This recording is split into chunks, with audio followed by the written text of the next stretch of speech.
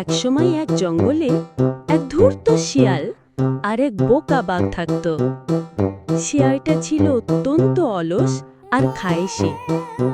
কষ্ট না করে কিভাবে খাবার পাওয়া যায় সেটাই ভাবত সব সময়।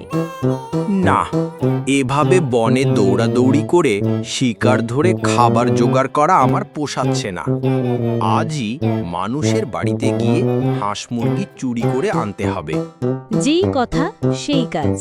শিয়াল সেদিন রাতের বেলা তার পরিকল্পনা মতো জঙ্গলের পাশের একটা বাড়িতে যায় হাঁস মুরগি চুরি করতে। আজ চারদিক এত অন্ধকার, কোথায় কি আছে কিছুই তো দেখতে পাচ্ছি না। ওরে বাবা রে, গেলাম রে।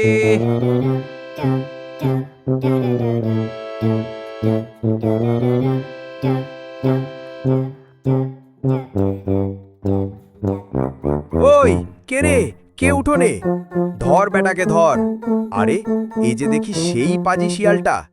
বেটাকে বেঁধে রাখ, কাল সকালবেলায় দিনের আলোয় বেটার যত্ন আত্তি করা যাবে। তাই কর।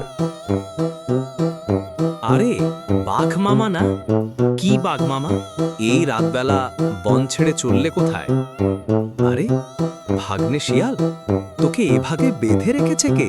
আর বলো না মামা, এই বাড়ির লোকজন তাদের মেয়েকে আমার সঙ্গে বিয়ে দিতে চায়, কিন্তু আমি বিয়েতে রাজি না, তাই আমাকে বেঁধে রেখেছে।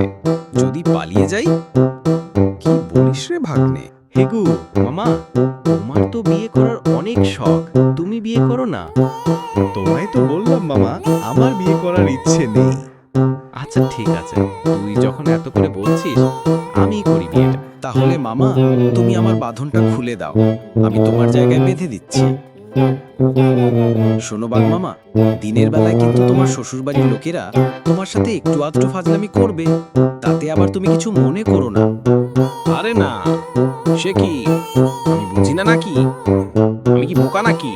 আচ্ছা মামা, তাহলে তুমি থাকো, কাল বিয়ে করে বউ নিয়ে আসো, আমি গেলাম।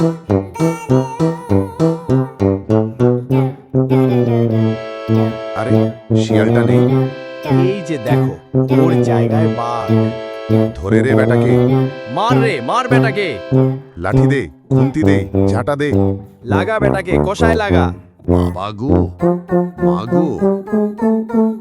পরদিন সকালে বাড়ির লোকজন উঠে দেখে শিয়ালের জায়গায় বসে আছে এক বিশাল বাঘ।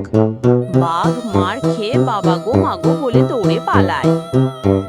ছোট্ট বন্ধুরা, তারপর সেই বাঘের কি হলো আর বাঘটি ছাড়া পেয়ে শিয়ালের কি অবস্থা করলো